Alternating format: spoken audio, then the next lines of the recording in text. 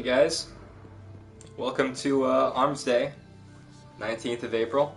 Take a look. Full disclosure, I just woke up. Bad memories. Alright, Thesson, don't worry about the Thesson. Wasted night. Never worry about the Thesson, I just need to get rid of that. That's so bad. We have a Headseeker roll, no counterbalance. Does have hand laid stock. That's really tempting. If he were selling the lead Melody, I would totally pick this up, but he's not.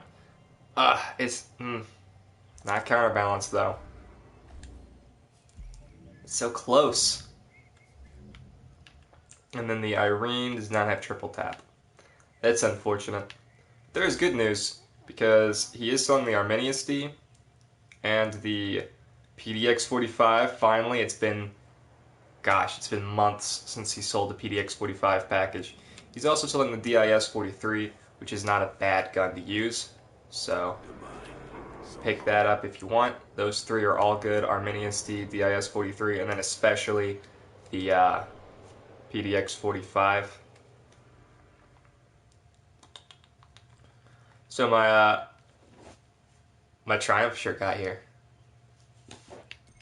It's pretty exciting. It's a really nice shirt. It feels really nice. I mean, all the Bungie shirts do, but it's really comfy. I ordered a small because I guess I'm a tiny person, but it still ended up being, well, it's actually the perfect size, but it's you know, I guess I didn't expect it to be as big as it was. Hopefully you guys all get your Triumph shirts, or don't. They're like $25 before shipping and before you get the little patch.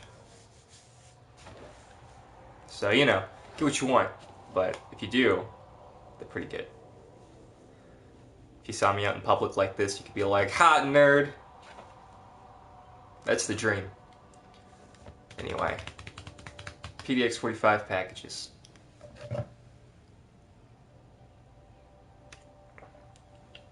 Alright, let's see what he's selling on these other guys. Man, I hope Destiny 2 has faster loading screens. It's just a lot of waiting. Here we go. Do we have any full auto DIS 47s? Because that'd be awesome.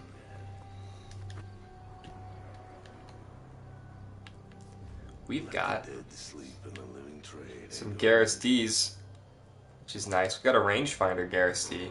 Triple tap's pretty worthless, but it's got explosive rounds and rangefinder. It's kind of cool. I mean, there are worse things that could happen. We've got a Zen Moment. One. I guess pick up the second one, because rangefinder trumps all.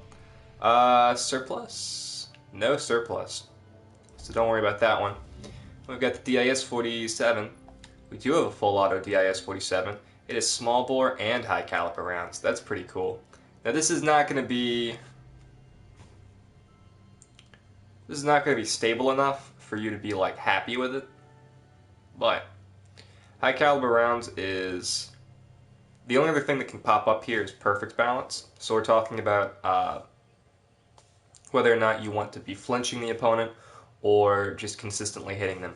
With the DIS-47 having a 1 second time to kill, I think it's more effective to flinch than it is to just get the 1 second time to kill, because obviously 1 second's a long time. I'd rather make them miss than. So I like high caliber rounds here over, excuse me.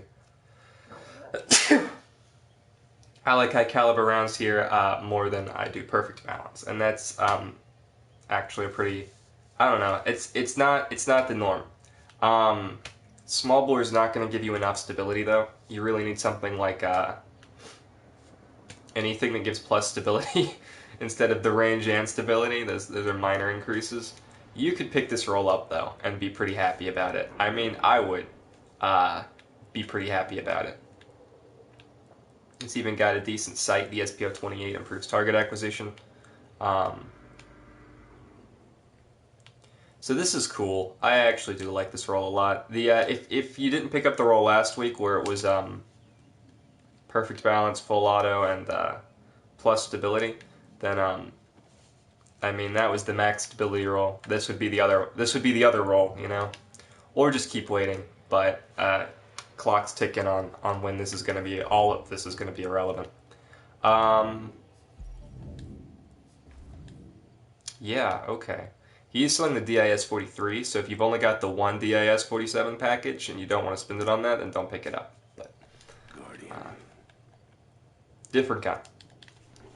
Same time to kill, though. Isn't that fascinating? That's not exactly the same time to kill. The DIS-47 actually comes out to 0.97 seconds, whereas the DIS-43 comes out to exactly 1 second, which I think is kind of interesting. Why wouldn't you just make them the same?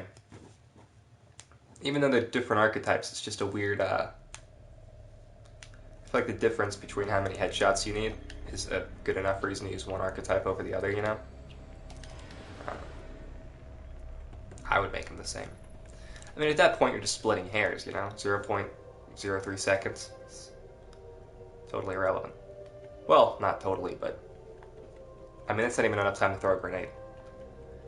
But, what do you think? He doesn't care. He doesn't play this game. So, it's Axis this week, and there's been a lot of buzz about rocket launchers and swords. I don't know if you've heard about it, but there's a rocket launcher that they sold last week, the Warpath. Has cluster bombs, has tripod, field scout.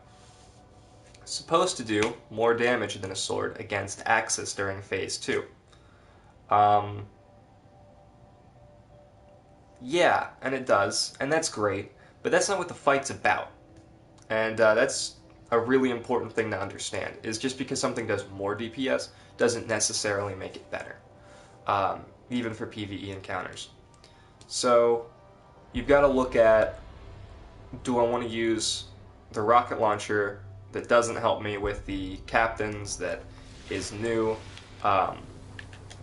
and that does do slightly more DPS, but that my team isn't ready for?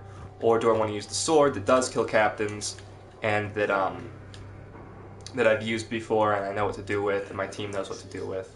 Same here. Always worse than Counterbalance, small bore, high caliber rounds. This is actually a pretty good roll. I mean, it's a pretty cool roll. Relentless Tracker is probably not going to do you any favors, but counterbalance plus high caliber rounds, I mean, when you're spraying that much into the opponent and they're flinching, even like a little bit each time, I mean, that could be pretty good. I don't know how good it's going to be because they did nerf high caliber rounds, but if you're the kind of person who likes flinching their opponent, and like, that might not be the worst thing ever. Especially since he's selling the package again this week and neither of these other rolls are going to do it. So I'd pick this up if you've got it and then immediately replace it with the Arminius-D package. PDX-45, okay. Unfortunately, we've got some pretty bad rolls on the initial perk. Nobody's going to use hip fire. Nobody's going to use take a knee. Nobody's going to use hip fire again. That first one had rifled barrel and hammer forged. We're looking for plus range, plus stability. So if this were perfect balance and this were rifled barrel, it'd be usable, but in this form it's definitely not. That's trash again. And we've got injection mold and high caliber rounds. It's kind of a funny one. I mean, I guess if you want to turn it in and just see, you could try it out, but this doesn't look great. I wouldn't pick this up. I would just hold the package, even though he's selling it again. And then Cocytus, we've got a triple tap Zen Moment roll, which is pretty cool. It doesn't have Firefly, but then I guess it doesn't really need it. It's probably your best Cocytus roll, but there's not really a reason to pick any of these Cocytus up this week. So really, there's like a decent DIS-47 roll, and more importantly, for all the people who don't have PDX-45 or Arminius-D or DIS-43 packages, those guys. Guardian. I do want to take a second, because I didn't Tuesday. I was busy Tuesday. To go ahead and look at some of these vendor weapons. So I mentioned that last week they sold the Warpath, and it does slightly more DPS against Axis and all that. Well, this week there's the Unto Dust, I think it's called, the Dead Orbit rocket launcher. And this rocket launcher has all the same... Here it is, Unto Dust, yeah.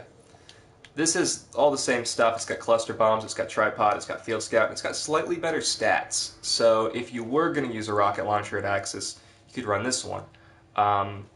That said, there's really no reason to not use Dark Drinker. Dark Drinker does plenty of DPS, does all the DPS you'll need. I just finished watching someone else's video about how they one-phased him with Dark Drinker. So it's like, use it if that's what you feel like you've got to do, but there's really no reason to use a rocket launcher over Dark Drinker. DPS just isn't worth it. It's not a good enough reason. Also, the Extremophile has a really good role this week. I mean, what more do you want? This is insane. Don't fall for some of the other rolls this week. There's like a pretty good triple tap looking roll on the new Monarchy sniper rifle. Don't do that. That's bad. It's the wrong archetype. It looks good at first, but it's bad. And then Future War Cult has... I've gotten the Future War Cult like the last 3 weeks. They keep having good stuff. They've got a pretty decent scout that you might be interested in. It's not going to be quite as good as your average Vision of Confluence, but Outlaw is great. High Caliber Rounds is great. Full Auto is fun. You don't need it, but it's fun. And then Crowd Control is great. So like if you wanted to use this for PvE, this would be a fine PvE scout. Yeah, that's about it. Until we meet again. I think that's it. I don't remember there being any real standouts aside from those three. Extremophile, Onto Dust, and I think it was the Wounded from Future War Cult and Dead Orbit. Otherwise, I guess that's the week. And I think from this point on, I'm just going to go ahead and do vendor rolls the day after. That way I don't have to waste your time walking from vendor to vendor. I'll just do vendor rolls right after Armsday. Cool? Cool. Okay, well, good luck with Axis. It's a tough challenge. Get that book completed so you can be cool like me. And, yeah, I guess I'll see you next week.